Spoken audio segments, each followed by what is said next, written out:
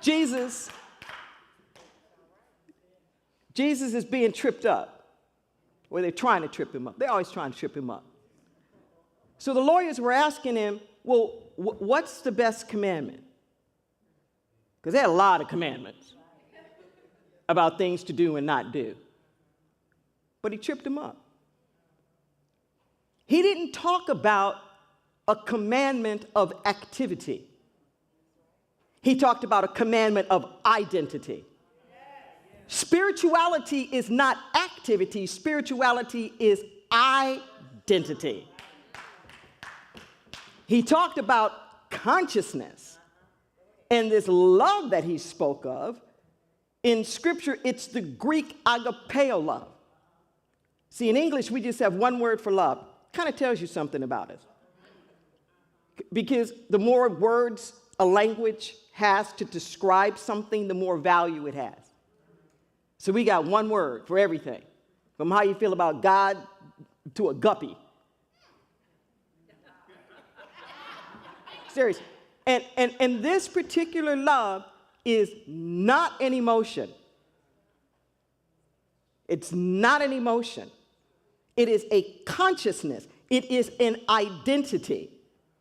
It is transcendent of emotion.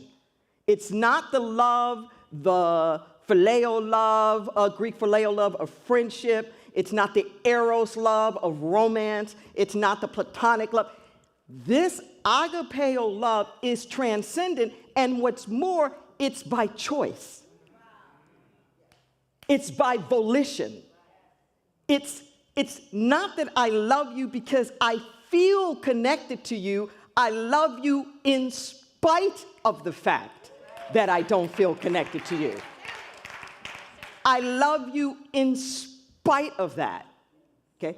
And we're told to love the Lord your God with all your heart, with all your soul, with all your might. That means everything. You don't have anything to spare. There's nothing in a hip pocket to do something else with. Because everything that you have is going to that sense of identity with the only thing there is. Okay? And then he stretches it and says, and to love your neighbor as yourself. Newsflash. This is not the golden rule. We confuse the second commandment with the golden rule. The golden rule is behavioral. Do unto others as you would have them to do unto you. It's part 2 of the second commandment. But I want you to catch that. Because you can do unto others as you would want them to do unto you without loving them. I'm just saying. It becomes a selfish quid pro quo. I'm going to do this for you because I want something back from the universe. And still in my heart have hatred against you and separation against you. You love the Lord your God with all your heart, with all your soul, with all your mind, and your neighbor as yourself, so that it's one big connected thing. Can you imagine how different the world would be?